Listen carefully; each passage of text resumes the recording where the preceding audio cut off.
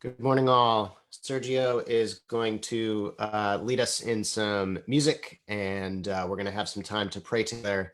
We're going to get going now. Glad you're here.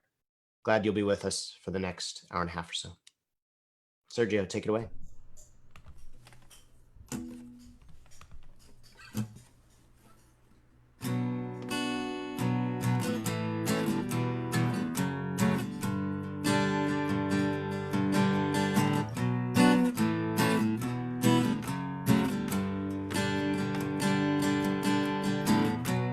Say to wait for you, we'll be waiting. If you say to wait for you, we'll be waiting.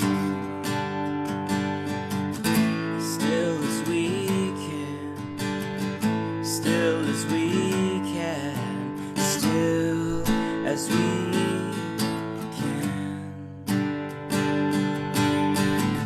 If you say to run to you, running.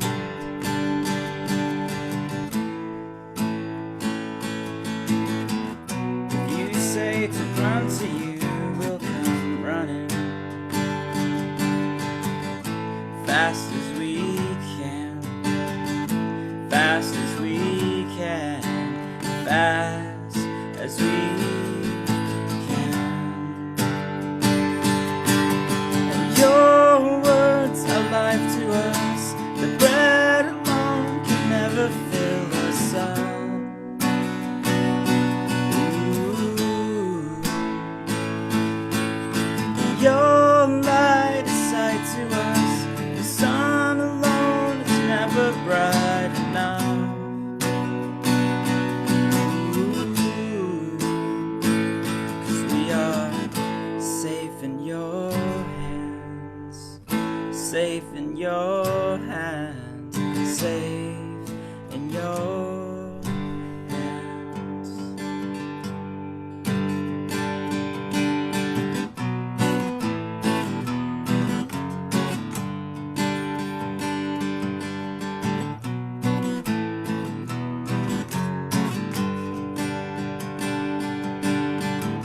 If you say to wait for you, we'll be waiting. Say to wait for you, we'll be waiting. Still as we can, still as we can, still as we can. Oh, your words are life to us. The bread alone can never fill us up.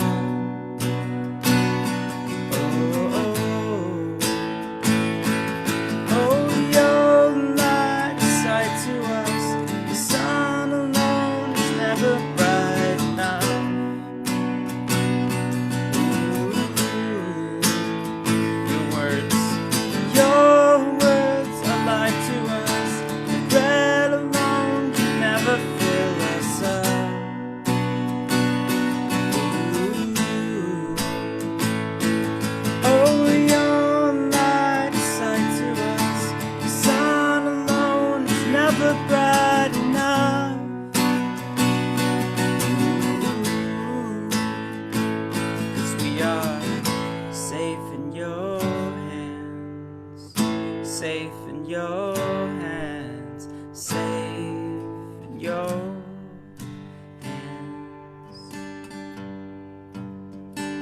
'Cause we are safe in your hands, safe in your hands, safe in your hands.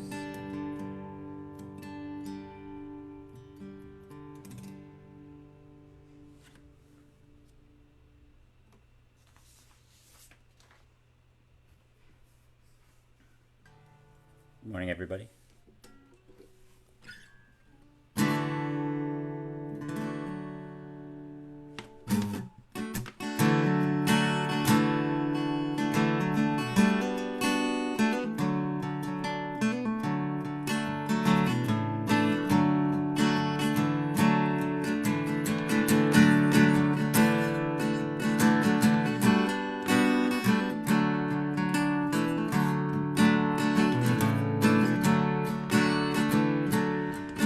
the storm and the flood, though my dreams suffer harm, there's a rock that will not be moved. Though my eyes blur from tears and the cries burn my ears, there's a rock that will not be moved. Not be moved, not be moved. You're the rock that will not be moved. See me through, you'll see me through. You're the rock that will not be moved.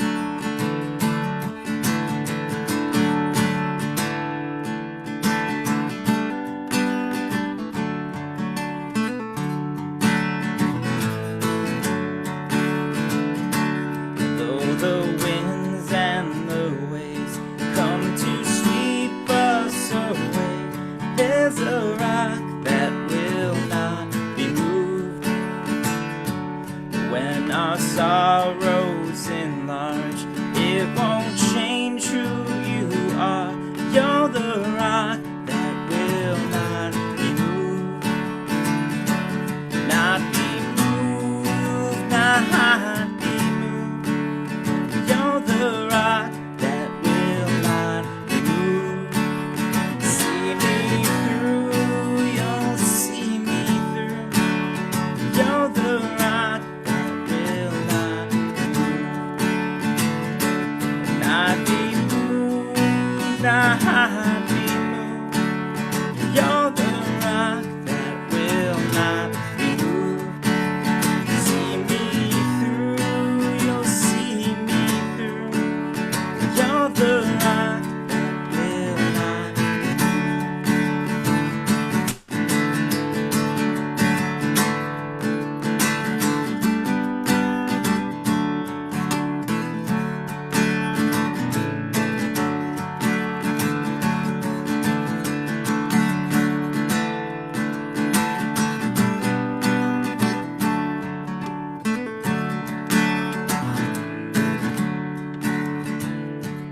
Though the storm and the flood, though my dreams suffer harm, there's a rock that will not be moved.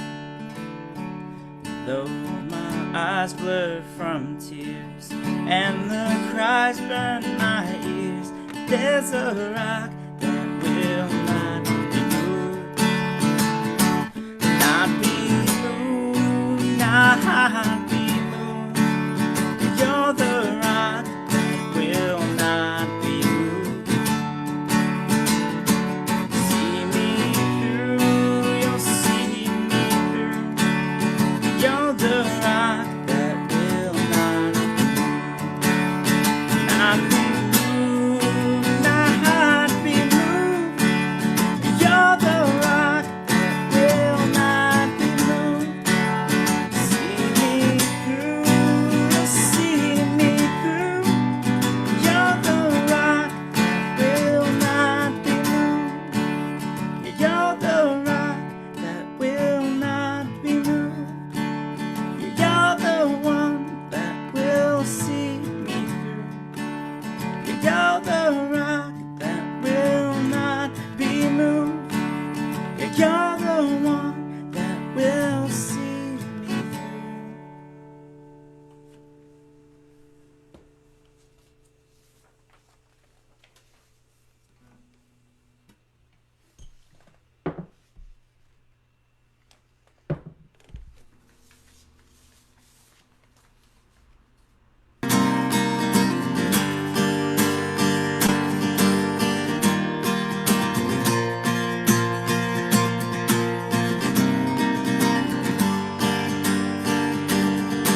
Us all in some prayer for this morning. So if you want to try to find yourself in as quiet a space as you can, if you are watching kids at the same time or doing dishes at the same time, you can do your best to engage with us. But I want to lead us in some meditation. So if you want to close your eyes, that helps me. So I'm going to close my eyes just so I can kind of use my mind's eye as we pray. So what we're going to do as our eyes are closed is follow our breath. And that's going to help us to feel calm and peaceful in this space. And what we'll do is on the inhale of a breath, we're kind of like imagining ourselves taking in anything that is life-giving, anything God has for us. And on the exhale of our breath, we're imagining ourselves sort of like pushing away, maybe putting on the shelf for now, all of the various pressures and stresses and feelings that demand things of us. Not to say that those things aren't important, not to say that we won't get those things, but just to kind of keep them at bay for the moment, that we might be able to have a brief moment where we're not driven by demands, but we're driven by maybe God has something for us here. And maybe that will clarify a lot of those demands that are yelling at us. So we're breathing in things that are life-giving, things that make us feel peaceful, things that make us feel alive and purposeful. We're breathing out the stress to let it at bay for a little bit. So we'll take a moment to just breathe in and breathe out together. Why don't you be quiet? Close your eyes if it helps and engage with me.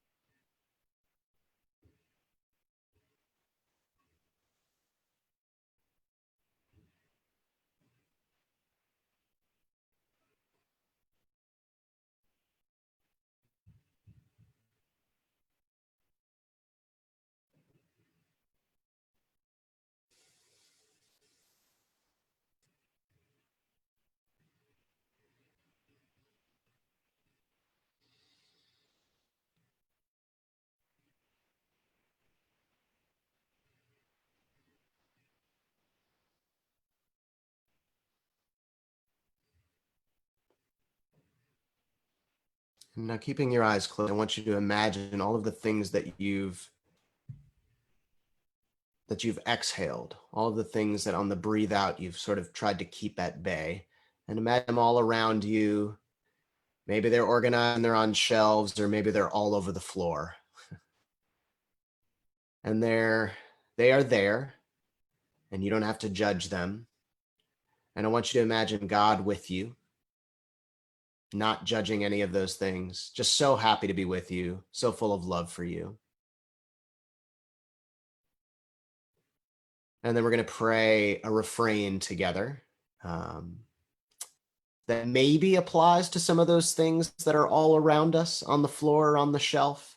Or maybe it applies to something that we haven't been thinking about, and only now do we have the space for it to enter our mind. The prayer is this. It's going to go, "Here am I, Lord. I've come to do your will. Here am I, Lord. In your presence, I am still." So we're telling God, you give us marching orders. You give us your will for all of these things around us or anything that might be before me. It will be better than what I can cook up for myself. And then we're promising to stay as still as possible in God's presence as God might speak to us. So take a moment to put yourself back in that space in your mind's eye and pray with me. Here am I, Lord. I've come to do your will. Here am I, Lord. In your presence, I am still.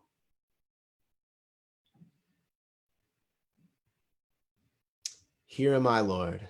I've come to do your will. Here am I, Lord. In your presence, I am still.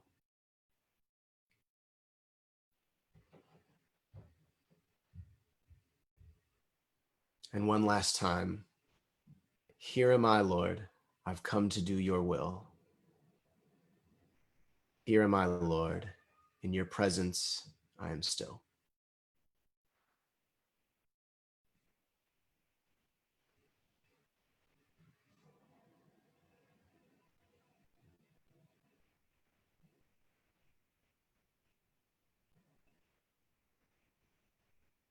And Sergio is going to lead us in one last song. I encourage you to stay in that space.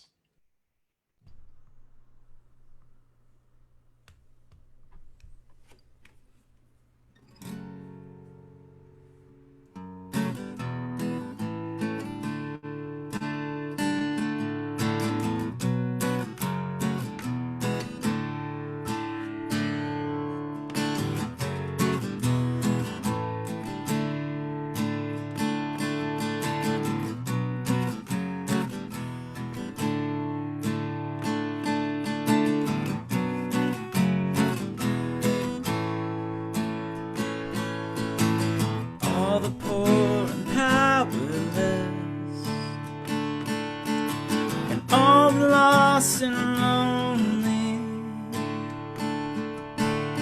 and all the thieves will come confess and know that you are holy. Will know that you are holy, and all will sing out hallelujah. Yeah, we will cry out hallelujah.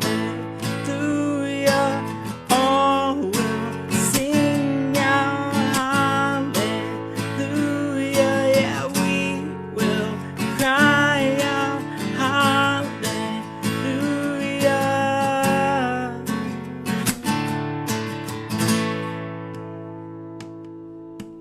All the hearts who are content, and all who feel unworthy, and all who hurt with nothing left,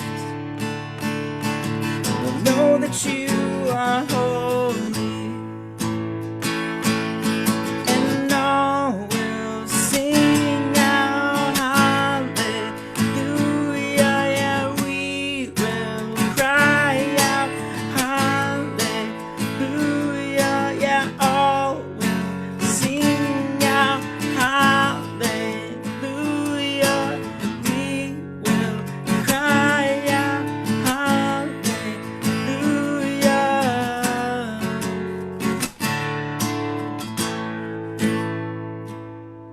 We'll shout it, go on and scream it from the mountains, go on and tell it to the masses that He is God.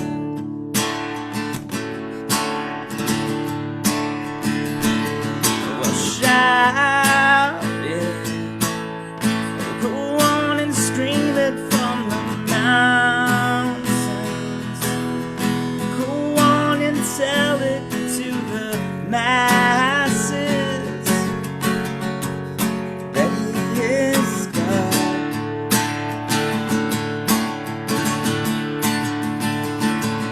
And we will sing out hallelujah.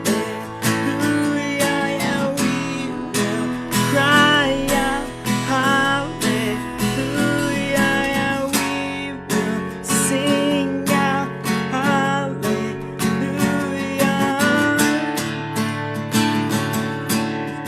We'll sing out.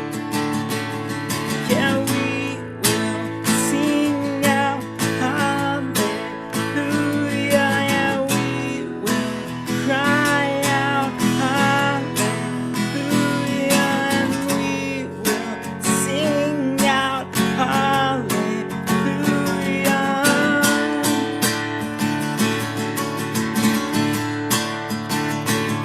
We'll shout it, go on and scream it from the mountains, go on and tell it to the masses that He is God.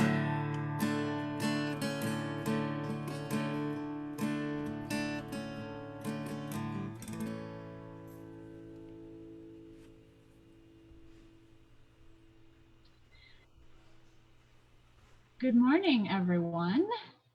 I was thinking recently about things that I miss from service when we are at the Davis. And the biggest thing for me is worship music. That feeling when I can hear everyone singing all together. Music really moves us and makes us feel like a part of something bigger than ourselves. And worship music has always been one of the ways that God speaks to me and reminds me of important things. And as much as I want us all to stay safe and quarantined, I do miss singing with everyone together.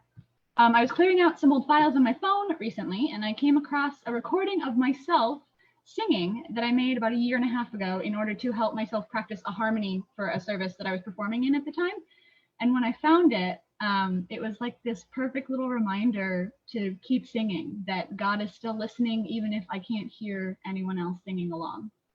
And so if you'll indulge me, my opening prayer today is going to be me playing you all this recording and singing along with myself in harmony, so that hopefully you all can feel a little more connected to each other and to God through this. The song is I Love You, Lord, and the recording is a little over a minute, so bear with me. I love you, Lord, and I lift my voice to worship you, oh my soul, rejoice. Take joy, my King, in what you hear. May it be a sweet, sweet sound in your ear. Let's repeat that. May it be a sweet, sweet sound. May it be a sweet, sweet sound. May it be a sweet, sweet sound in your ear. Amen.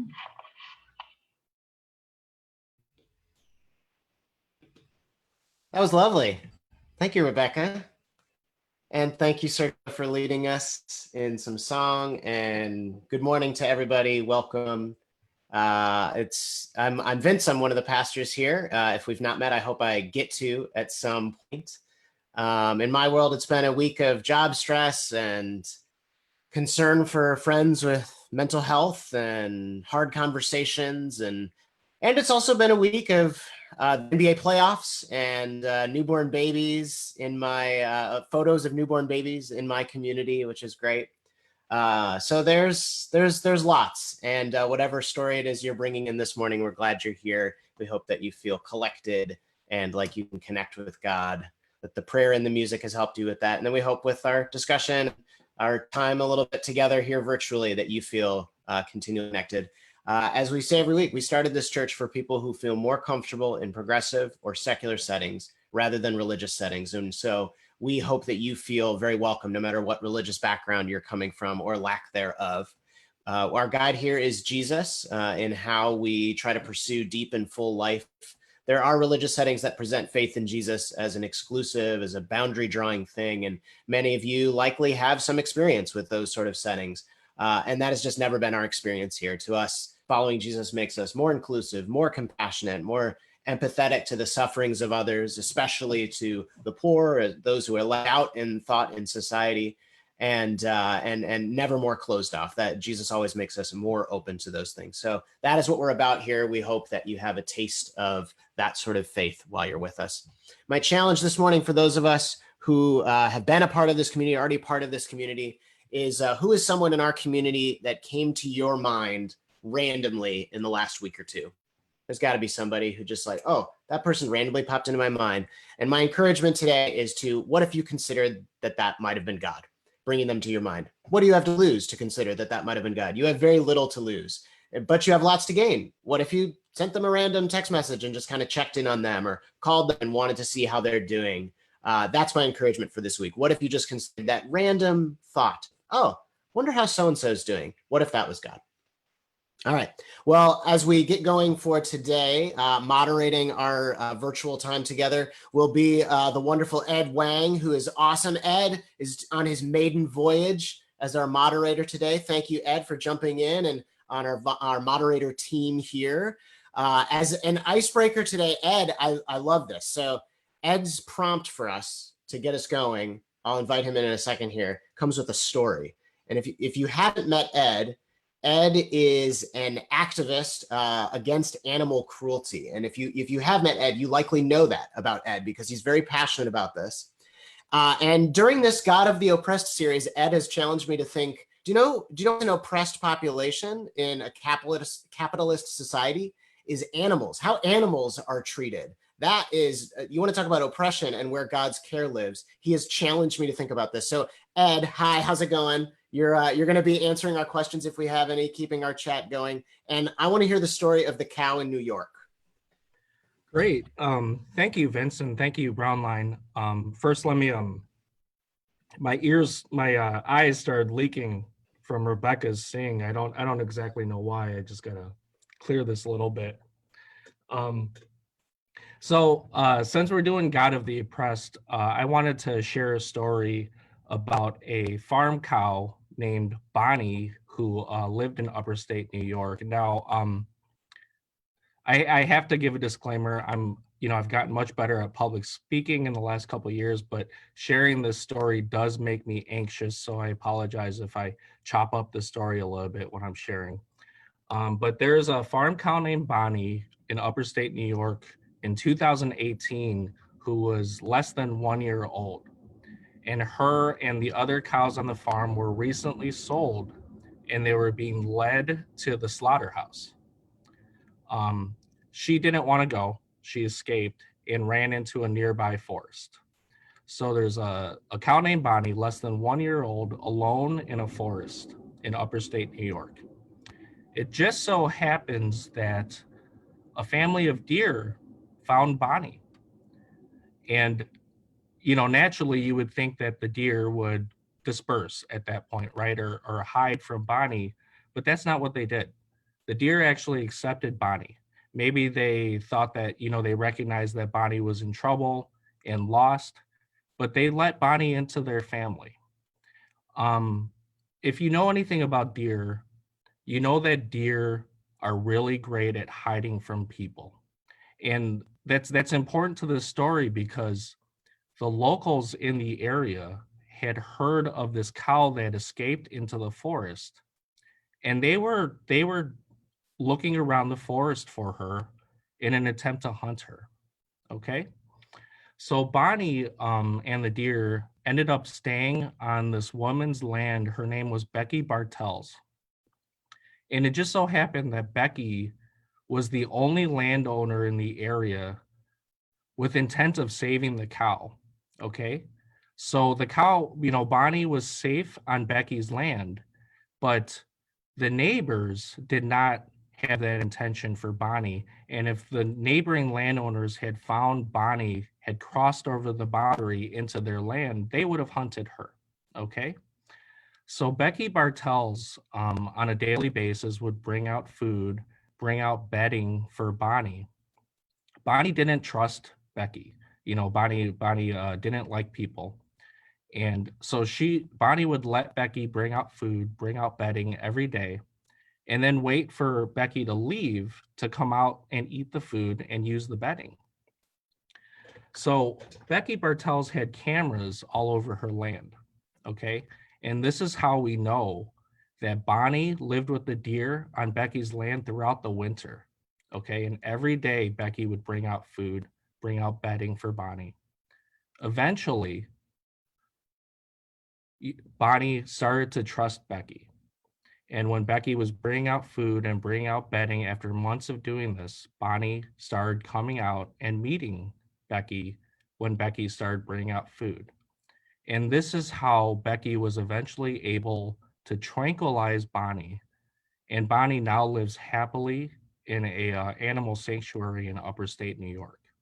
Okay, now this story intrigues me because I'm always left with one lingering question. And that question is, did God send the deer to save Bonnie? And from a Christian perspective, I believe the obvious answer is yes. Now, this story is hard to tell because I think a lot of people, when you tell the story, automatically think I'm promoting veganism. And that's not what I'm trying to do, okay? I'm trying to show how God works for the oppressed, including animals. But there's one thing I do want to recognize in this story, and it's that animals are oppressed, and that level of oppression is one that all of us contribute to. So that's my story. Thanks, Vince.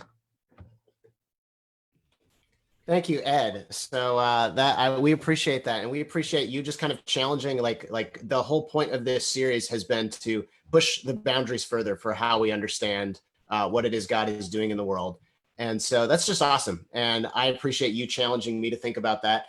We thought of the idea of a prompt of like what are the if you feel like sharing, what are things that are just like truly unexplainable, that have happened to you. What is your equivalent of the deer coming to Bonnie's aid? So can't explain it. How could that happen? Doesn't it? Not explained by nature, not explained by science, and yet someone is protected or something is protected. So as we move forward into our planned discussion for today, I will invite in Kyle, my co-pastor. Hey, Kyle. Hello, how's it going, friend? All right, we're doing all right. Today, as we've been forecasting, is the last in this series that Ed has brought us to with his story, God of the Oppressed. We've been leaning into oppressed people group perspectives on Jesus, on faith, on God, trying to expand our views. And it's been so fun to be guided by different individuals in our community. We're grateful to Rebecca, who we heard from just a moment ago. We're grateful to Barbie and to Linda and to Lester and Maria and Haley for helping us kind of consider perspectives that are not often given central status. And but they need to be. And this is what we've been talking about, how if we're going to talk about Jesus, we have to talk about marginalized perspectives on God and not powerful perspectives on God, privileged perspectives on God, things that have lots of backing and status behind them, because Jesus himself was a marginalized person. I think about Jesus saying it is easier for a camel to go through the eye of a needle than for a rich or privileged person to enter the kingdom of God. Like I think that's a pretty stirring phrase from Jesus, and it makes me think like power and money and status and all of the things that privilege afford us, they just cloud our ability to find like the most important things in life, to enter the kingdom of God, as the language in the Gospels is. This is the spiritual case for why it's so important to examine our privilege, but that takes work. That takes intentionality. It takes endurance for someone like me, who is a white person who's never had to be challenged, because I enjoy so much privilege in my life. So if you're somebody for whom this has taken endurance, well done staying with it. We think that there is a spiritual case for this, and a case for this that you'll be so glad to have powered through, because it will affect your life and it will change you, and you will be allowed to enter the kingdom of God. The best things in life are available to us when we examine our privilege. So for the last discussion in our series, we're doing part 2 of De-Centralizing the God of the Powerful. If we're going to make space for new voices to be in the center, we have to take away what's taken up too much space in the center. Kyle did part 1 of this, as I interviewed him a month or so ago about examining his privilege and how that relates to his faith. And today, he's going to interview me about examining my privilege and how that relates to my faith. So I will cede to Kyle, and he will take over the reins. Yeah. Well, I think that what's important leading into this conversation of why Vince and I need to take a moment and reflect on the ways that we have tried to decentralize the powerful perspectives in our own lives is because it's a lot of it what's at heart of this church. The truth is, the last few months has put a urgency in the kind of larger conversation around making sure that we are not just centralizing the voices of power. But the truth is, the experience of faith that Vince and I have had, that had even in the beginning led us to start this church, in a lot of ways was shaped by us learning from non-powerful voices. And for us, I think the whole heart behind why this church came to be is that we recognize the ways that we had been changed and shaped as we were decentralizing, just listening to the powerful, and then felt like we wanted to create a community that was leaning into that. And so this has felt very natural for us, not easy, not finished, but it feels very much at our heart. And so I'd love to pose to Vince here and just to share a little bit about what your own journey has been of not being silent. You're a pastor, you're certainly not silent, but continuing the effort of decentralizing, listening to and paying attention to just powerful perspectives. And so if you want to pull up the first point here, Vince's first point of how this is played out for him has been, it is from the sufferer outsider aspects of our identity that we most find God. All right, Vince, tell me what you mean by this. Yes, so I will go theological a little bit for a second, and it touches on a lot of the things that even I think our first conversation with Rebecca in this series brought up, which is how we have to kind of like peel apart the layers of our identities. And so every one of us, I think, if to be human is to have some aspect of your identity that is sufferer or outsider. And I think those are the aspects of our identity that we most find God. But that slice of our identity, like for each of us, like if each of us have an identity pie, like a pie graph, the slice of our identity that is sufferer or outsider is different for everybody. And so therefore, like that fertile ground for connecting with God, for meeting God, for feeling, the presence of God is a different slice for all of us. People who experience oppression in our society, that slice is much larger. But because I'm human, I don't personally experience oppression in society. So that slice is not particularly large for that reason, but I am human. So I do have experiences of being hurt. I do have experience of being betrayed. I do have experiences of being an outsider and, wanting to find belonging and not being able to find it. If I want to meet Jesus, I've got to start there. And so that basically is the first I think lesson in my life is I actually had that experience. So this was when I first learned about a concept understanding faith that we bring up a lot in this church. It's the difference between a centered approach to faith and a bounded set approach to faith. The bounded set approach is what I think most of us hear about, but has never actually helped me, is that faith is like a circle. You're either inside of the circle or you're outside of the circle. And because I did not grow up in a highly religious environment, I have just inevitably been always outside of the circle of highly religious environments. But the other way to think about faith, and this is when I learned this, that you could imagine faith in a different way. It didn't have to be inside or outside of something. Faith is more like a magnet. So there's like a central magnet. That's why it's called a centered set. And every person in the world is just trying to get into the magnetic pole of that magnet. You're crossing a threshold where now you're like part of the in crowd. Congratulations, you made it. It's always just about trying to get in the magnetic pole, no matter where you are. And no matter like where you are, you can actually get in that magnetic pole, and the magnet pulls you in. It's not just you doing work to try to stay inside a circle. There's a back and forth there. So when I learned about this, as somebody who's never really fit in the circles, this really it threw open the doors for spiritual connection for me. So I'd become a person of faith because I had lost my mom to cancer, and the people who collected me and helped me to kind of find that I could put my life back together and move forward, even though I was 15 years old and had lost my mom to cancer. The people who collected me were church people. And I just kind of all right, well, yeah, I'm experiencing God who cares about me. That's wonderful. I've had these powerful spiritual experiences. I want more of that. But as I got a little bit older, I realized I was basically in the community that I had found myself in. I was living vicariously through all of these friends who had grown up together, having the same shared experiences, the same stories of when they were kids in this church together or something like that.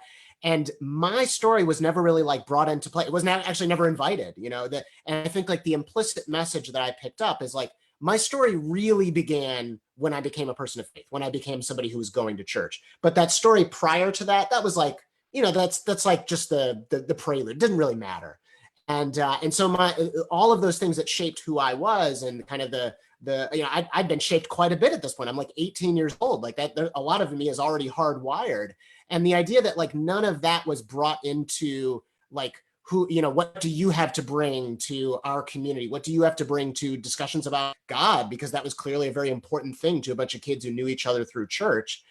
That was never invited. And so it was at that point when I learned this centered set idea of oh, wait, I don't have to be inside a circle. And that was when I'd had experience of God. That was why I was in this at all. But now it was oh my gosh, everything that was my story previous to this really matters. And that was when it was like, oh man, like I suddenly found myself praying all the time. I suddenly found myself being able to like feel like I could honestly report, like, yeah, I felt like I was talking to God the other day, and that was really powerful. And it was all because the story of everything up to this point now mattered. And I saw that it mattered to God, and I saw that it could matter to my faith. And even though it wasn't being invited in this group of people, I could assert myself. I could say like, no, my story does matter. Let me tell you why. Yeah, that's super, super awesome. I think that I'm thinking about the tax collector and the Pharisee. Of the picture of the Pharisee is the one that gets all the religious kind of language and culture and insider, and is kind of saying to the tax collector, like, we don't really want you here. But the tax collector is kind of earnestly bringing all of himself and recognizing where God is needed in his life. And Jesus reports back that actually the tax collector is the one that is in a better position at the end of the day, rather than the Pharisee. And I think it's also kind of fascinating to think about you as somebody who experiences so much social privilege as a white man, a white straight man. However, when you stepped into a religious environment, it was the sense of outsiderism, of because you didn't actually get that cultural kind of waters, that all of a sudden you were kind of no longer invited into that space.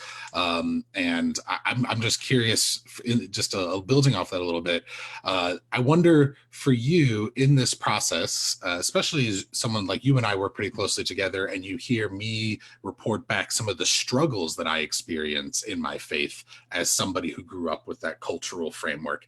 I'm curious for you, being that outsider where it felt like this is not a place that you experience privilege, but then having an inroad into an experience of faith through there. I wonder if what parts of that you feel like you maybe have a richer or a fuller or a cleaner experience of God or your identity in God than you see in people like myself, your friends that grew up kind of within the cultural context of Christianity. Yeah, good question. I appreciate like being given permission to say this. I sometimes feel a little bit awkward because I don't want to like hurt people's feelings who have spent a lot of time in church settings. Well, you can just talk about me if you want. We can say I'm only going to hurt the your rest of the feelings. world. You're just judging me, and you have my permission, so you go for it. Yeah. Okay.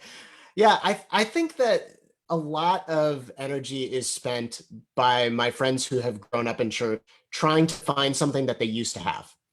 And that like when you are in a position of like loss, when you are in a position of like I'm saying, suffer, outsider, oh, I used to have this, this thing has changed, and that's no longer, those people left, and now I don't know where I am. Like that's actually where God is most found, is I think what I want to tell people. And like that, I've been able to find that because of part of my story. And I think that there's just not a whole lot of belief in that. Like most of what we bank our idea of being spiritually fulfilled or feeling connected with God is based on nostalgia. It's based on like like some experience that we had in the past that somebody did explain for us as God, and we want to get back there.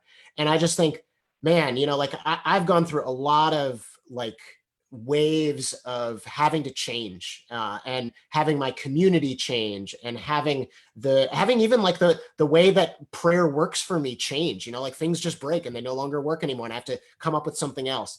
And every one of those experiences is actually an opportunity for me to find God all the more, not for me to like, I don't know, like get stuck and decide like, oh, there's just no way to get it because I have to, like, I just think that there's a lot of confusing experiencing God with experiencing something that's comfortable. And sometimes like what's comfortable being thrown away is it's always hard. But it is when we feel those, like stretched to the brink, that we can actually build something new that will serve us more going forward. Yeah, I think that's really helpful. I think to tell on myself, I think there's a sense of we in life kind of long to experience the approval of our family. We long to experience the approval of the world we've come from. And I think for those of us that have come from religious culture, I think that natural human craving for like your parents to say they're proud of you can sometimes absolutely get in the way of actually encountering God, because it becomes less about an authentic interaction with God and more about fitting into some kind of nostalgic feeling of what it was like that you were when you were aligned with your parents' experience, rather than walking through the steps of differentiation. Whereas what I see for you, and almost feel jealousy sometimes, is your experience of differentiation. Faith was actually like a part, like that's not like you're having to weed through that as a part of it. You get to engage faith, and I think that is, it kind of makes that a cleaner process. It's a little less murky than what I've experienced. So to pivot a little bit, that one was a little bit more of you as a man of privilege, but all of us as humanity have parts of us that are sufferer and outsider. I think it's a little bit of a shift in these next few points, which is more about owning that piece of privilege of who you are, and how seeing perspectives outside of that and decentralizing your own stories and narratives to listen to others has led you into a deeper experience of faith. And so let's bring us to our second point. You say, who in the Bible I see myself as matters. Tell me what you mean by that.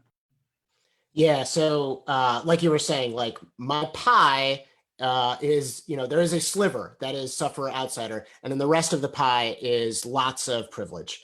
And so if I'm going to, as I move forward, there's a few more like kind of like memorable moments in my life. All of those moments, I think, is one way to describe them is me borrowing from that first sliver of my pie and trying to like teach me empathy for the rest of it. Because like if I want to meet God, if I want to continue to follow the God of the oppressed, I have to go there first. It has to start in that sliver of pie, and then let that teach me about the rest of my life. So this next point, I think the moment that comes to mind for me is around the time of the riots in Ferguson after the deaths of Michael Brown and Eric Garner. So we had, I guess there's a couple of things that come to mind for me. And this all kind of revolves around race. One is we had a racial identity small group that met at that time, which was really great. I learned a ton of it. I was not the leader of this group. It was another in our church. And we had a mixed racial group, like we all kind of had different ethnic makeups and racial backgrounds. And we were reading through some resources that helped us kind of tell our own racial identity story. And then that was the goal, is that each of us in the group would have like the floor for a little while to do our best to tell a racial identity story. And one memorable session of that group was when we read about this idea of color blindness, which I think is a little bit more well known what that means in 2020. The idea is like the approach to racial injustice is to say, "Oh, I don't see color," and that's how you try to fix things. And it's a very like dissatisfying approach to racial injustice because it makes you think like, oh, you don't see color, so you don't actually see that how different the experiences are for Black and brown individuals in America than white individuals in America. That doesn't solve anything. But it's described so well the Kool-Aid that I grew up drinking. Like I grew up in Evanston, Illinois, which in some ways is like the most progressive town in America. Northwestern University is there. It has this, like really sheen appearance on the outside. But in a lot of ways, it has just as many skeletons as in its closet as every other town in America. And really, this so well describes, I think, in high school, going to the public high school in Evanston, and we all kind of had this like, oh my gosh, we're so progressive, we don't see color, like we are inclusive and we just love everybody, and it just totally misses the idea of like there are massive inequities in resources and access and in the way people are treated in our country. And now I think, especially in light of the last 4 months in America, we're talking about this on a global stage more than ever before. But having that experience back in, I guess that was 2014 or 2015, of just realizing like that for the first time, it was like, oh my goodness, like I am, this is the way that I bring this back to the Bible in my point here is like, when I read something happening to Jesus where he's speaking to the poor, he's speaking to the masses, versus Jesus speaking to the Pharisees, the Roman guards, or the people who were in power in that time, the elite people in his society, and just realizing like, so like more often than not, I need to, if I'm going to read the Bible and get anything out of it, the appropriate parallel for me to draw is with the Pharisees. That's who I am. Or with the religion or the elite people in Roman society. That's who I am. When Jesus is talking to the masses, that's actually not usually me, because so much of my pie is privilege and power. And so that's I think that was like a real like shock to my faith of just like realizing I need to, in some ways I need to, turn this backwards, because it's so often in church settings, you'll hear a very encouraging message that is saying like, oh, you're in trouble or something like that. And Jesus comes and this is what he said. And if we don't kind of like stop and, but who did he say that to? Did he say that to the masses, or did he say that to the Pharisees? It's actually, we can't just apply like anything that Jesus says to any situation. You really have to step back and say, which part of my identity is active here? And so that was the first to me really learning this. Another thing that I'll just mention, just because it's a memory that sticks in my head, it's sort of about the same thing. But I remember in planning a worship set around this time, like in kind of post what was happening in Ferguson and the riots there. And I remember one of our worship leaders here at Brownline challenging me a song selection because they thought it was a cultural appropriation on my part. It was like, I don't think that this is okay for a white worship leader to lead this song. And that just really stood out to me. I was glad that person kind of feeling, up for speaking up for themselves and saying that. But it's a memory that I remember, man, who I like the voice I claim to speak from really matters. And that matters when we read the Bible. It matters when we try to do anything in a spiritual setting.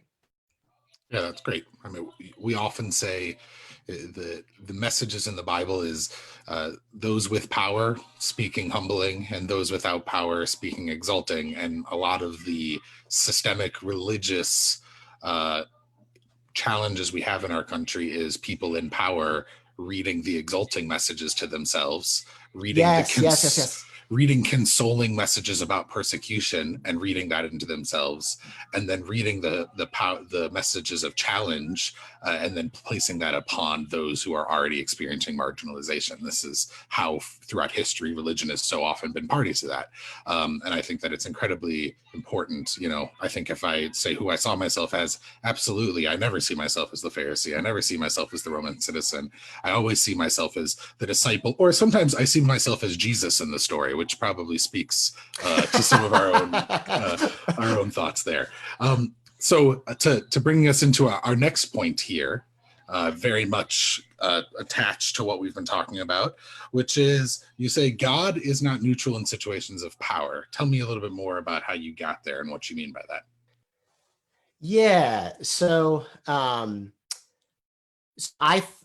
lot of this revolves around something that our church has started this year talking about, which is LGBTQ inclusion in church settings.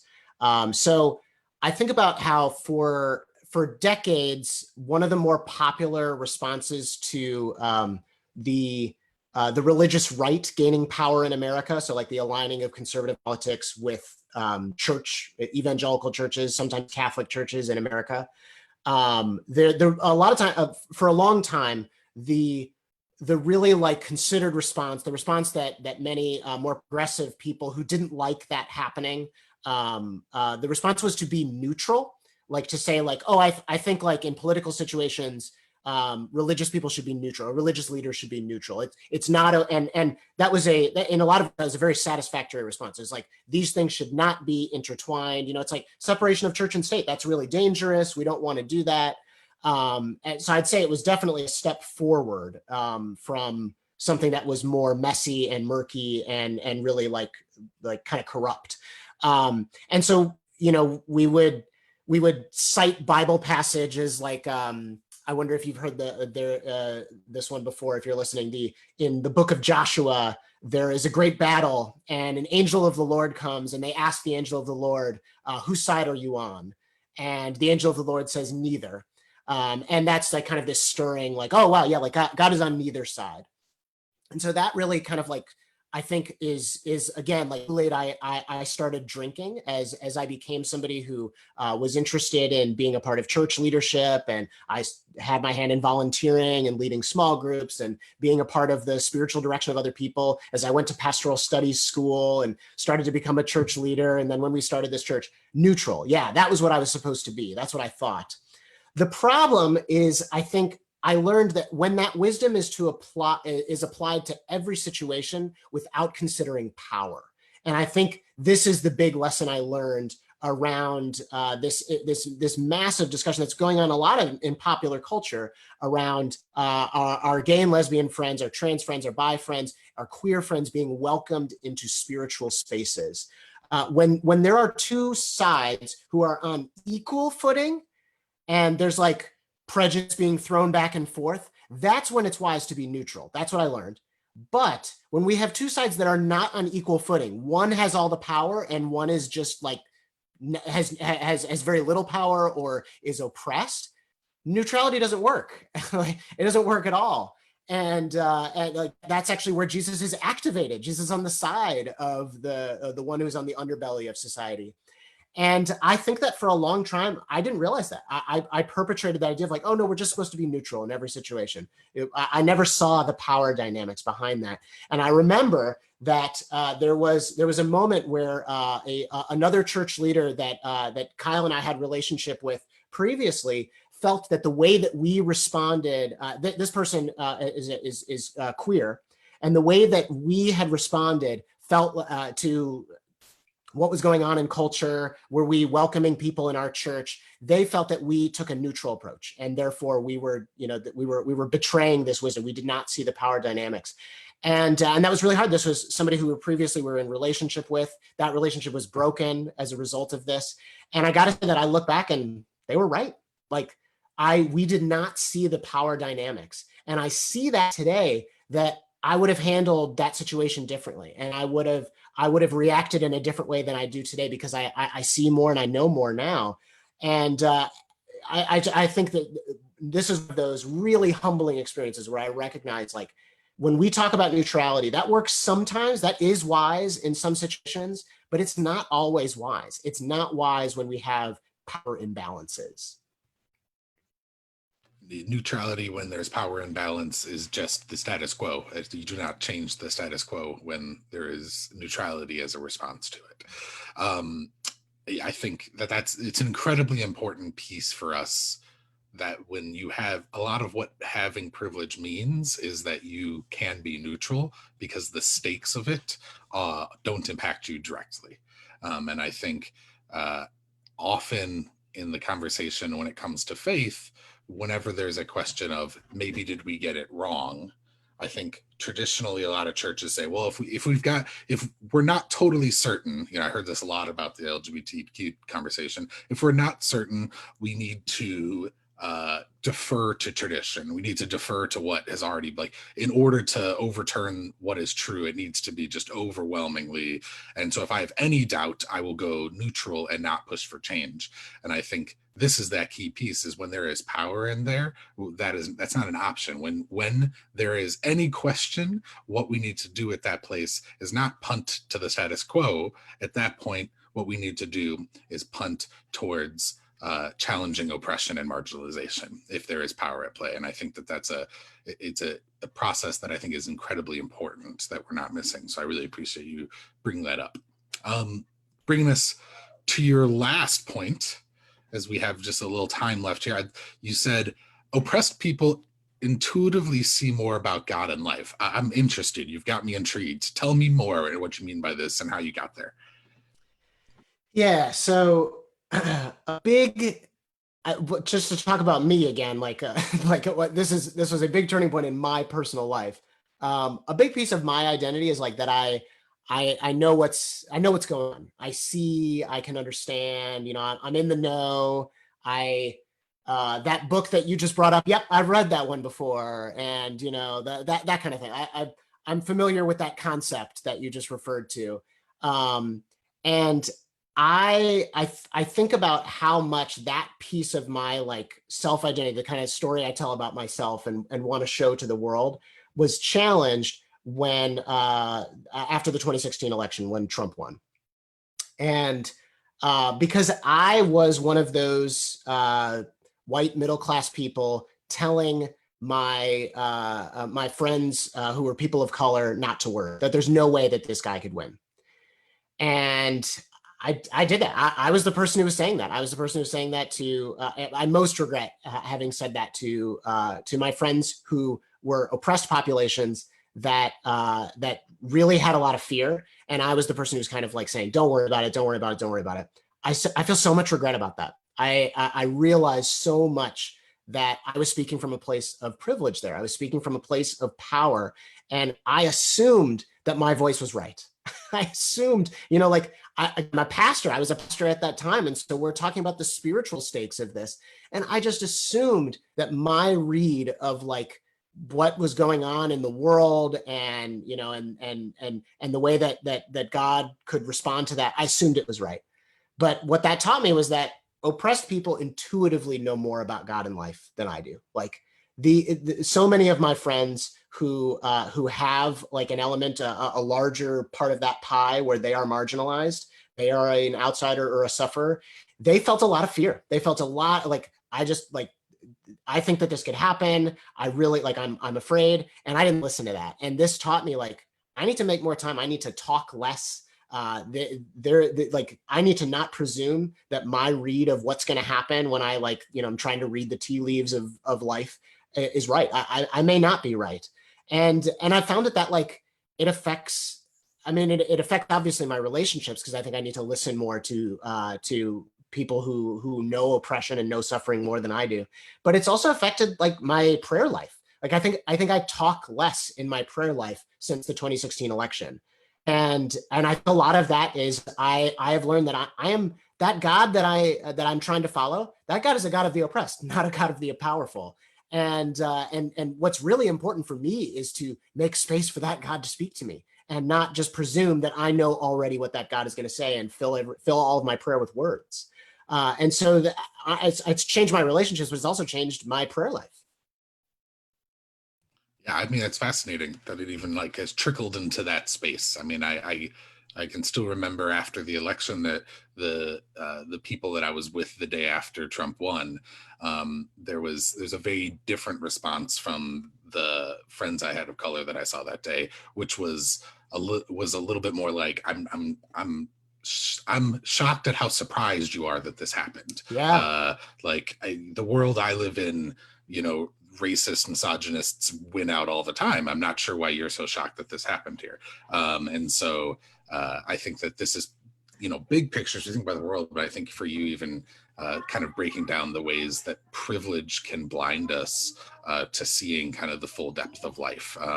And I think that that's incredibly interesting to me that played out even in your prayer life.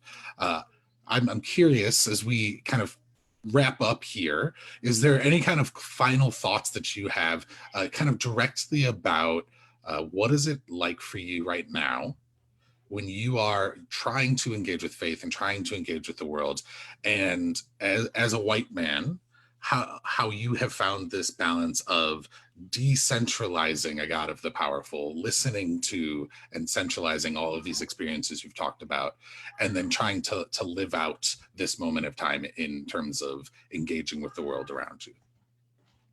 I think it's all worth it. Like, for someone like me, again, every one of us listening right now, our pie is going to be different.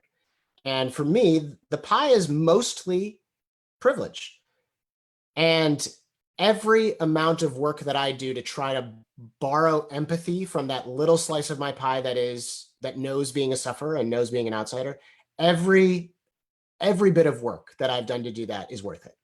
And like we are talking about like knocking down your ego, and we're talking about again, like I'm the kid who grew up in progressive town who claimed to be beyond ethnocentrism or racism or misogyny. Like, oh, I'm so like, oh, those are those other people that live elsewhere in the world.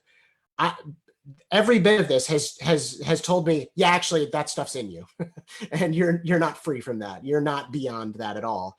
And so that is totally an ego hit. That is totally like, there's a degree that will always come with discomfort, so I'm not pitching when I say that this is worth it, that you will like every ounce of it will be like, oh, it's just so great, I'm so glad I'm doing it. This will take work, I think is my pitch to, but it's just so much better. The God of the oppressed is so much better to serve than the God of the powerful. Like, I go back to like our functional reason for this series. You know, we've talked about how important this is because like if we're talking about following Jesus, like we're talking about a different God if we're talking about power. But the functional reason for this, when I am in trouble, when I am suffering, and I am feeling like an outsider in those times that I get to experience that, but any time that I'm just in the shit of life, a God of power actually, like, I know that we've all been taught like, well, you pray to that God of power because they'll work miracles on your behalf. But honestly, like, I have yet to meet the person whose faith, like when I ask them, like, why are you still a person of faith at 70 years old? And it's been so good to you all of your life. I have yet to meet the person who says to me, it's like, well, it's because I've seen so many miracles. I've never met that person.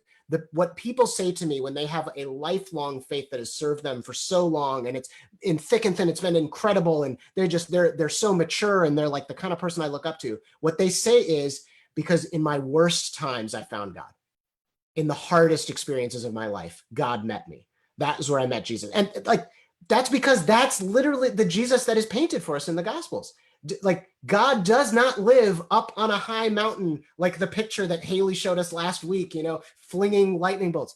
God is with the oppressed. God is with the sufferer. And whenever we're going to have an experience like that, that is where we find God. And yeah, I just like, so to me, that's the reason I say this is worth it. Like, it's like, I don't actually think it's worth following a God of power, because I don't think that will serve you very long. And I think that the moment that you face something that is too hard, the moment that you face betrayal from a friend, or a miscarriage, or losing a job, or a divorce, or whatever it is, like your faith is gonna crumble. But if you know a God who lives in suffering, that's when you can be sustained through the hardest things that we experience. So I don't know. There's my parting words, I guess. Thank you so much, Vince. Thanks for your vulnerability and your willingness to kind of share your story with us.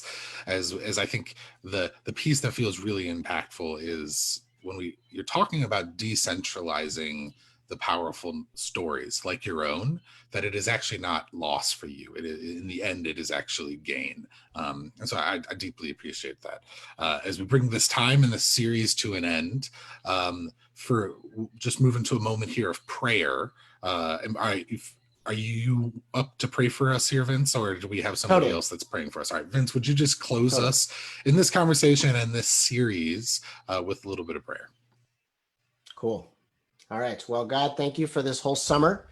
And for any of us who are listening now, who have tuned in via podcast or YouTube and are listening to this prayer right now, even if it's like 6 years from today, we pray, God, that you'd be present to us, to each of us in this moment. The God of the oppressed would be present to us. And for those of us who have lots of work to see you as the God of the oppressed because of how much of our pie is privileged, we just ask that you'd like show us how wonderful it is to make those jumps, to challenge our ego in whatever way that might happen, because you are a God that's worth following, that is actually faithful, and is actually all of those things that songs we sing claim you are. And I pray for those of us who know you as the God of the oppressed because that's been their experience most of their life, or that's been the majority of their pie for a long time, or at least it's a hefty portion of their pie, even if it's not the majority. But just as we try to pull apart those layers of our identity, for those of us in this community, elevate these voices, make more space for these stories and experiences in our own church, but in the world at large. That this is not just a church conversation. I think God is the greatest ally we could possibly want in this, but this is the reason this is important is because this is an entire world conversation. Make more space for the oppressed voices. They know more about God and life than we do, intuitively,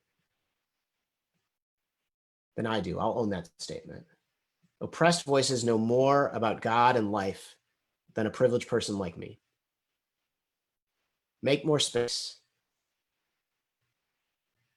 Give more favor in workplaces, in church settings, in neighborhoods, in government.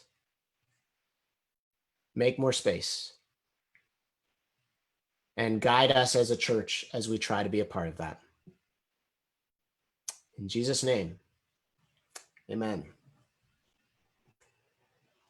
Well, thanks for indulging my part of this story. I think this has been a real privilege for me to get to be in the role of interviewer for this whole series, and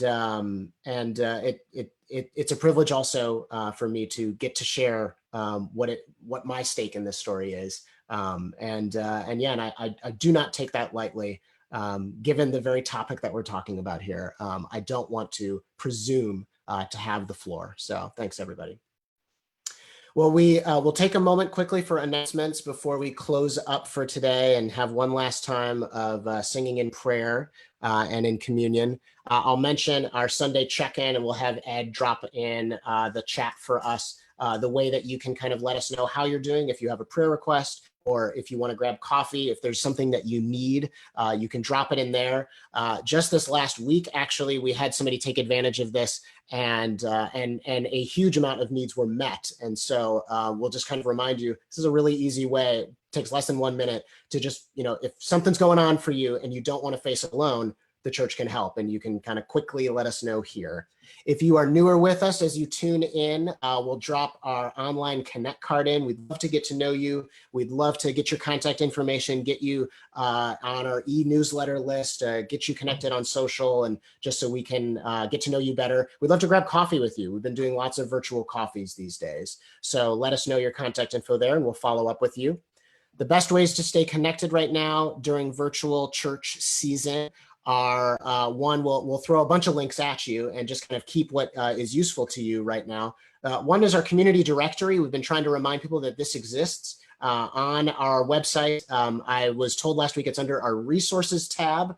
You can click the directory link, and that can get you contact information for people who are active in our community. The password, if you're following that link, is Davis Theater, all one word and all lowercase. If you've missed a service, you can always check them out on YouTube, or you can get just the discussion portions of our services on our podcast. And then there's our email newsletter, and following us on social are great ways to stay in touch with what's going on. If you are in need right now of helping to bridge a financial gap, you can fill out our Time of Need Fund request form. And we've been able to help a number of people so far. So feel free to fill that out. Everything that you share is confidential there. But we have been able, we do have the means to help people financially if you're out of work as a result of COVID. Finally, we are a crowdfunded church. And so we mention every week that you can participate in, invest in this church that way. Everything that we're able to do is through monthly donations. That's how we function. And so we have a little financial update here on the screen for you at brownlinechurch.org/donate. You can give that way. My looking ahead announcement for us is the same as last week. We've been mentioning we'll also throw this out through all of our communication channels this week. We're starting a new series next week that is going to shuffle our service order even a little bit. And what we're going to be doing is a what's next for our church conversation. So as you may well know, this time of virtual church has been a time to get introspective, because everything about how we do community has been disrupted, and we're sort of rethinking everything from the ground up. And we've been virtual now for, it's hard to believe, 6 months, and there's no end in sight for that. And so just to step back and even ask questions like, okay, this is the time to get introspective. We do not have a super hostable, wonderful, welcoming space at the Davis Theater that's on the strip on Lincoln Avenue in our neighborhood saying, hey, everybody come out and check us out. And if you're new, if you've never come here, we're going to make you feel safe. Nobody can make anybody feel safe right now in the era of COVID-19. So what we're doing here is we think that this is a good time for us to have more family conversation as a church, and really step back and ask okay, if this is the time to get introspective, let's get introspective. And so that's what we're going to do. The Sundays are going to look a little bit different as we're together in virtual. It's sort of going to be split up into 2 halves, and you'll see a little bit more of what we mean next week. But the first half is going to be more focused on just like us having the usual time that we have to come together to receive from God, to have a little bit of like chance to be encouraged or challenged towards some kind of spiritual direction matter from one of our pastors or our leaders here in the church, to take some time in guided prayer, in music, all of that we usually do. And then the second half of our service each week, we'll turn to a what's next discussion, and we'll have a kind of family conversation. And so if you care about this church, we want you to be here and show up for those conversations, not just for the time that is us sort of receiving from God, doing what we would usually do as a rhythm to try to, be ready for the next week in our lives, but to join us for these conversations that are going to be a little bit more self-referential. It'll be like, hey, so how does this church do fill in the blank? And hey, here's this new thing that we're thinking about in this church. What do you all think?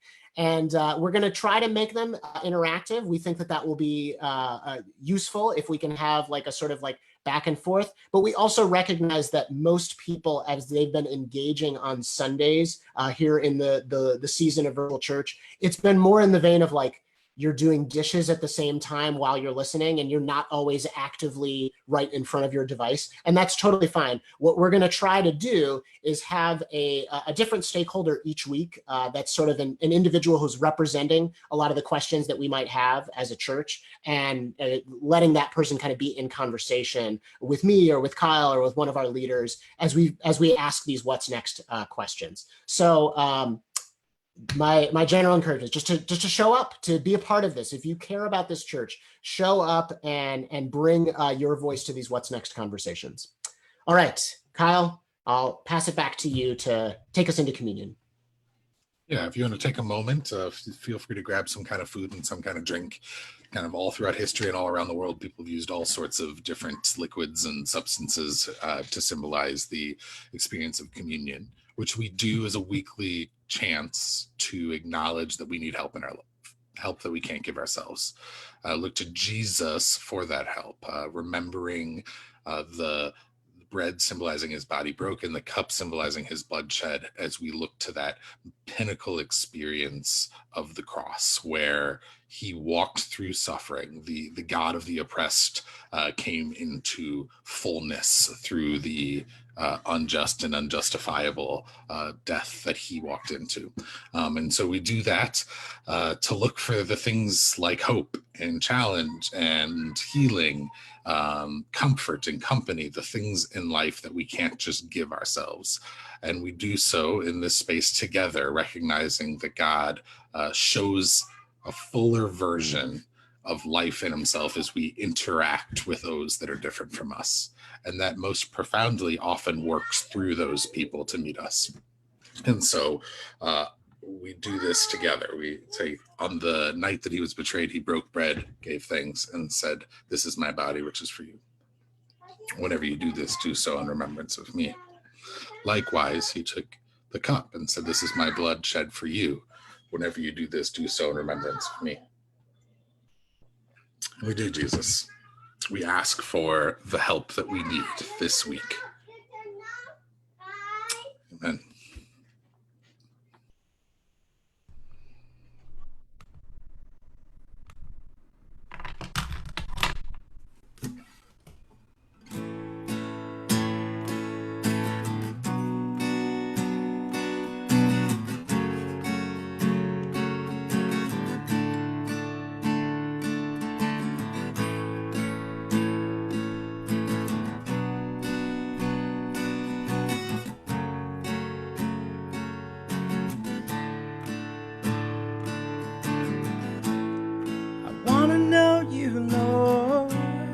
Like I know a friend. I want to know you, Lord. I want to know you, Lord. Like I know a friend. I want to know you, Lord. So I'm laying down all my religion. I'm laying down. I wanna know you more.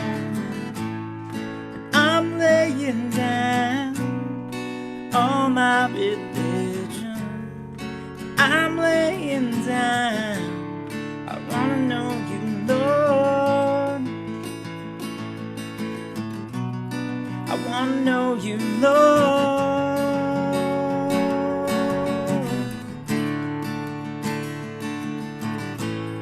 And I used to think I could box you in, but I'm laying down. I wanna know you, Lord. Yeah, I used to think I could box you in, but I'm laying down. I wanna know you, Lord. 'Cause I'm laying down all my religion. I'm laying down. I wanna know you, Lord. And I'm laying down all my religion. I'm laying down. I wanna know you, Lord. I wanna know you, Lord.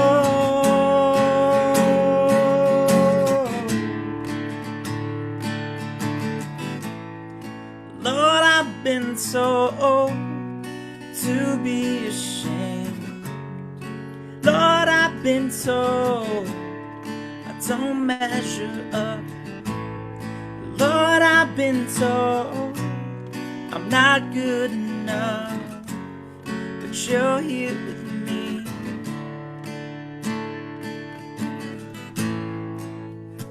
And I reach out and you find me in the dust. You say no amount of untruths can separate us. And I reach out and you find me in the dust. You say no amount of untruths can separate us.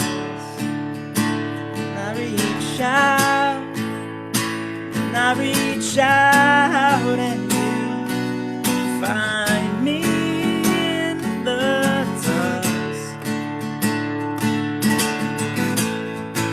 You say no amount of untruths can separate us.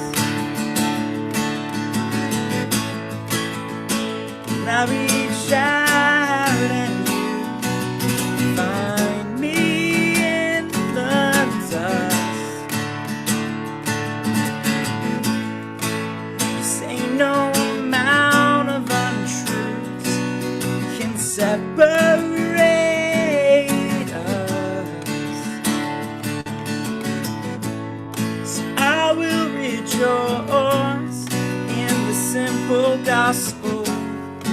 I will rejoice in you, Lord.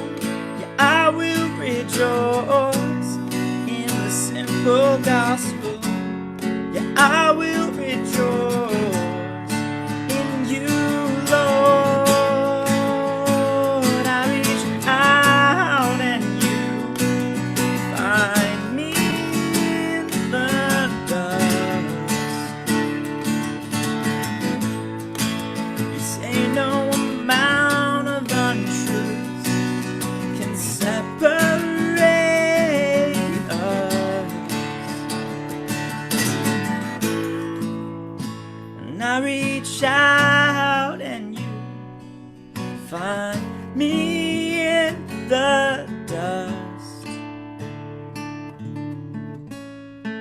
You say no amount of untruths can separate us.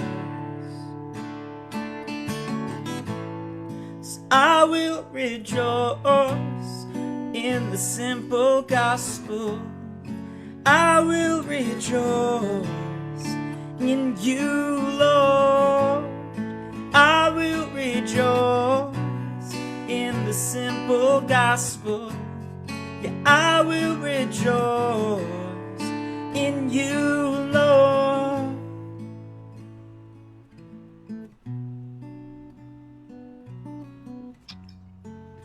God, we are grateful for having this time together, grateful to sing, grateful to be challenged.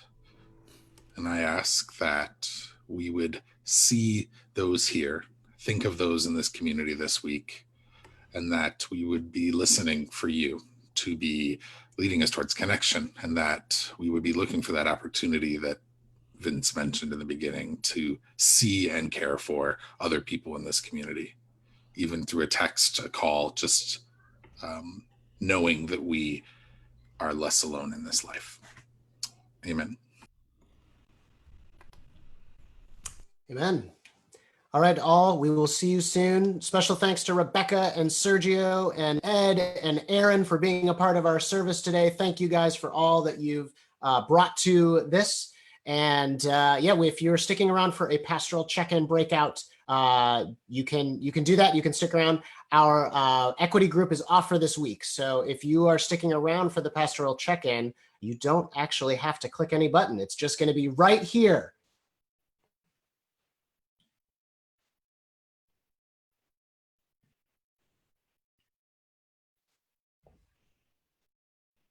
Bye all. See you later.